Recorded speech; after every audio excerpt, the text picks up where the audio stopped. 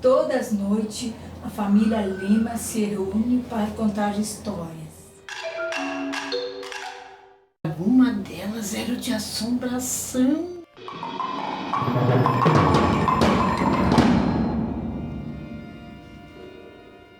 Da minha sogra, não era ela que contava, porque até ela, quando ela contava, eu dizia que era para assustar meus filhos, não era para contar, mas ela disse que não era. E o meu sogro, o meu esposo e a minha cunhada, quando eram crianças, pequenas, né, viviam embruxados. Faziam de tudo e levavam para médico e não adiantava, estava sempre doente. E aí, uma vez, o meu sogro era época de Natal, não sei, pintando a casa. E tinha uma escada aberta, que esvaziaram aquela peça para pintar, né? E tinha uma escada aberta, eu não sei o que a minha sogra foi passar naquela peça e viu uma... Ela dizia que era uma borboleta, mas o falecido meu sogro também um dia contando essa mesma história dizia que era uma bruxa e ela dizia que era borboleta. Aí ela foi lá nos produtos esses que é para mosquito que tinha, pegou um spray e foi no canto e se sumiu aquele bicho. Aí ela olhou para trás, ué, o que foi? E viu uma mulher sair correndo, abriu porta. E ela viu que era a vizinha dela. Ela conhecia essa pessoa, mas aí já não era mais borboleta, era uma pessoa, né? Aí a minha sogra disse, aí veio aquilo na cabeça dela, que ela disse, falou pro meu sogro, essa dita aí que é a nossa vizinha é bruxa, por isso que o Cláudio e a Vera estão sempre embruxados. E aí, nunca mais ficaram doentes. Eu tinha uma vizinha que tinha muito medo de saravá. Aí eu resolvia fazer um despacho de brincadeira para assustar ela. Aí eu peguei um milho de pipoca e batata, fiz um despacho para ela, botei numa bandeja de papel, enfeitei bem a bandeja e larguei na porta. Quando ela chegou em casa, ela foi acender a luz e pisou em cima do despacho. Ela viu que tinha pisado, ela acendeu a luz e voltou para trás. Quando ela olhou, ela deu um grito e desmaiou. E eu também me assustei e também caí, desmaiei. A minha mãe disse assim, a mãe disse para mim assim, quem assusta sai assustado. E é verdade, porque assim como a mulher caiu, eu também caí e desmaiei. E a mãe viu, né, o grito, e a mãe disse que na hora disse, alguma coisa que a Aurelina fez. Então era eu que assustava as pessoas. Essa é a minha história.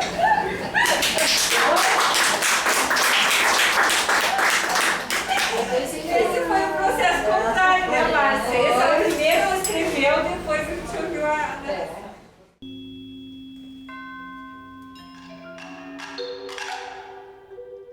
Eu estava na cozinha trabalhando.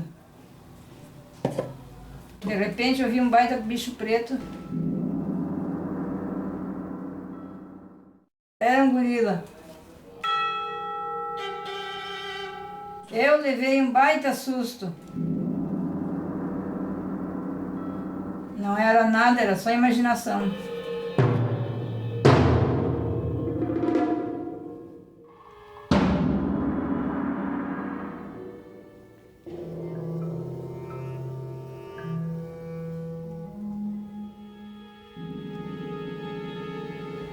Nós morávamos numa casa antiga, né? Uma fazenda. E meu pai e minha mãe sempre falavam que aquilo era assombrado. Mas uma noite, a partir da meia-noite, na lua cheia, numa sexta-feira, nós escutamos um barulho que gritava, Iraboi, Iraboiá. Será que nós estamos escutando coisa? Vamos escutar de novo, fica quieto. Aí nós ficamos tudo quietos, né? Iraboi, Iraboiá. Meu Deus do céu. Demos um pulo da cama e se fomos perto da mãe. Meu pai lá, cheguei ao meu pai, o que vocês estão fazendo aqui? Pá, tem uma carroça lá no fundo, o cara gritando Iraboi, Iraboiá. Aí no outro dia, eles ficaram preocupados, né? Que tinha acontecido, será que subiu alguma coisa? Aí a partir da meia-noite nós vamos ficar lá no quarto e vamos ver se é verdade.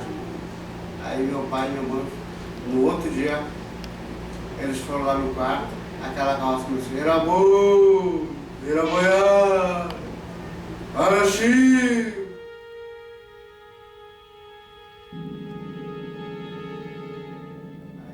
As crianças estão falando a verdade mesmo, a assombração ali. Que a casa que nós morávamos era a casa do peão que morava. Depois no outro dia eles contaram para nós que tinham escutado o mesmo barulho que nós escutamos, né? Que era assombrada a casa.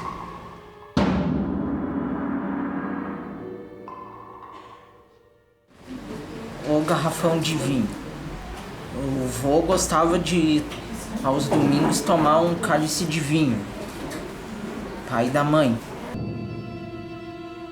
Aí, um dia minha tia passou lá em casa e deixou o garrafão. Eu e meus irmãos, nós era pequeno, eu devia ter uns 7 anos por aí. E os outros tinham uns 9, nessa faixa etária.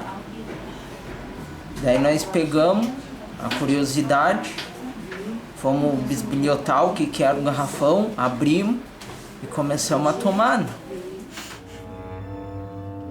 Aí, quando a mãe chegou em casa do trabalho, encontrou nós caídos no sofá. Daí ela chamou o Dr. Jorge e daí ele veio e levou nós para fazer lavagem. Daí os policiais queriam perguntar para a mãe o que tinha acontecido. Daí a mãe explicou, daí o Dr. Jorge disse, não, com essa mãe ninguém vai mexer, porque eles são crianças, eles foram ver, eles não sabiam o que era garrafão.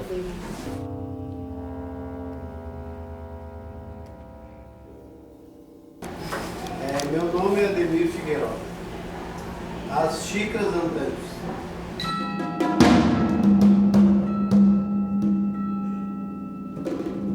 Na época da nossa vida, fomos morar em Santa Catarina para trabalhar numa fábrica de tijolo.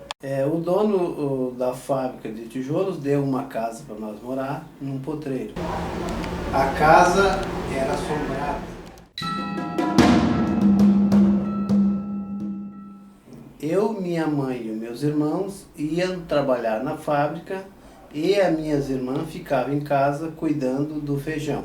De vez em quando elas vinham correndo na fábrica assustadas que as xícaras andavam na prateleira de um lado para o outro. Eu pegava uma vara e corria elas de volta para casa.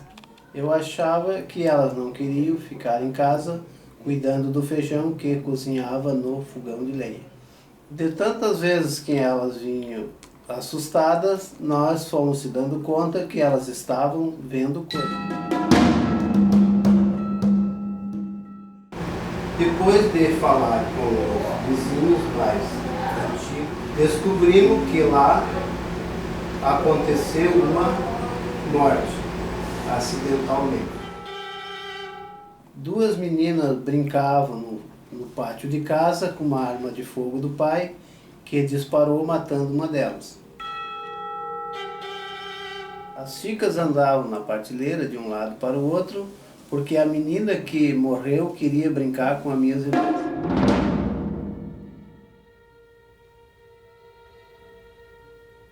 Esta é minha história, meu pai e o lobisomem. O pai contava que ia a cavalo para o campo com o filho mais novo na garupa. Ele dizia, desce meu filho, vai abrir a cancela. Meu irmão saltava e abria a cancela. Quando meu irmão saltava do cavalo, meu lobisomem subia, se Agarrava na cintura do meu pai. Agarrava e tramava as pernas cabeludas, sentia as pernas cabeludas, né?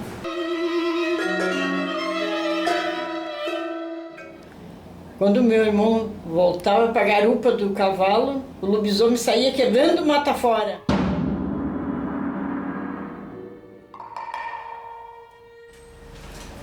Eu, quando eu era pequeno, né,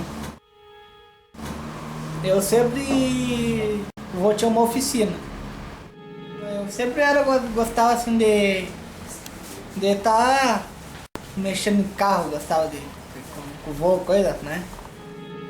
Aí o vô deixou o carro Maverick, que era um carro que ele tinha, na frente à rampa, assim. A rampa era tipo de um trilho para botar o carro em cima para eles entrarem embaixo. E ele tinha a chave, não saía, era grudado na ignição, assim. E eu cheguei e bati a chave, bati a arranque. E o carro deu um pulo. Como estava engatado, ele deu um pulo. Mas a sorte que estava longe da rampa, senão ele subia a rampa assim.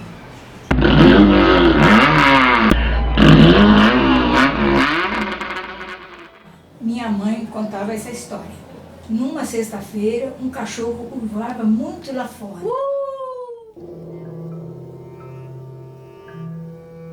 Minha mãe foi ver o que era e resolveu amarrar o cachorro.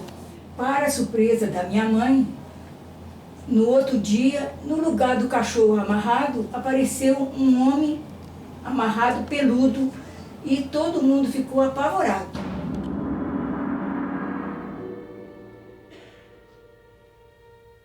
Essa é a minha história.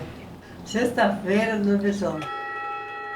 Uma sexta-feira, bateu um homem na porta.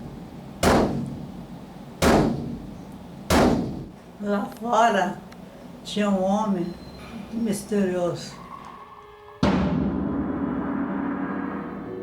Bota, chapéu, lenço no pescoço, era muito bonito. E ele perguntou para o meu cunhado: "O senhor é dono da casa? O senhor cuida, que hoje é sexta-feira, é dia do lobisomem." No outro dia, encontramos um cachorro com um fio de linha branca nos dentes. Será que ele era um lobisomem?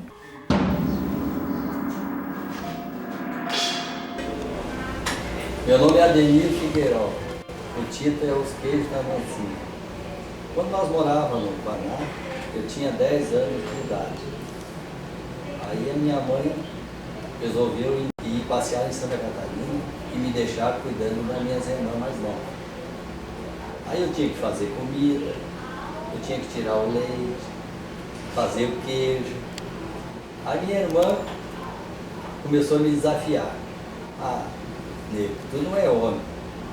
Porque se tu for homem de verdade, tu tem que pegar um queijo desse aí e cortar para nós." Aí eu disse para ela: "Não, tem que ir lá no seu arranjo, buscar mel de cana, e depois que tu chegar, eu vou cortar o queijo." Aí ela chegou e eu fiquei esperando, né? Não cortei queijo. Aí ela disse assim: "Ah, tu não é homem. Tu não cortou o queijo." Aí eu passei a mão numa faca e bati no peito. "Eu sou homem, sim."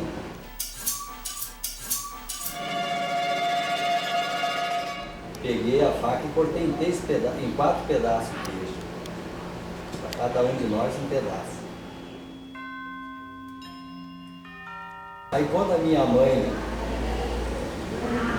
veio de Santa Catarina, ela e meu tio, já fazia 4 semanas. Aí o meu tio disse para a minha mãe: "Ah, tu é louco, deixou essas crianças aqui no fim do mundo, sozinho."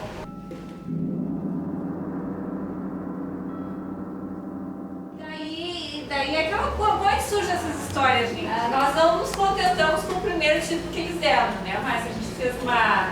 Né? Foi puxando até o título. Porque os títulos eram em geral histórias de assombração. A família Lima se reúne para contar histórias. Então aqui o João, a Maria, estendido no chão. São os pais. E a Graziela. Ui, ui, ui.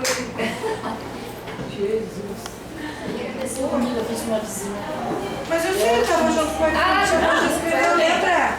Só que ele já sabia. Eu tô estudando pra... Então agora eu vou escutar também. Rodrigo, agora. Atenção.